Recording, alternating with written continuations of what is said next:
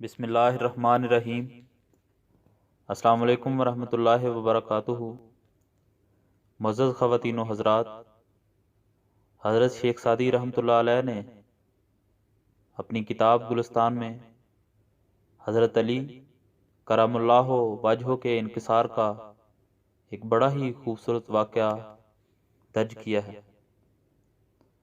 آپ لکھتے ہیں کہ ایک دفعہ حضرت امیر المومنین حضرت علی کرم اللہ وجہہ کے سامنے کسی آدمی نے کوئی مسئلہ پیش کیا۔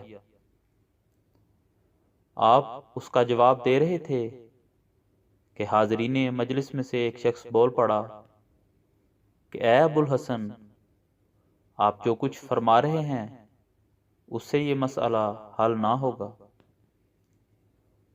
حضرت حیدر کرار نے اس کی بات نہایت تحمل کے ساتھ سنی اور فرمایا کہ اچھا، تیرے پاس اس مسئلے کا کیا حل ہے؟ اس آدمی نے اپنی رائے ظاہر کی۔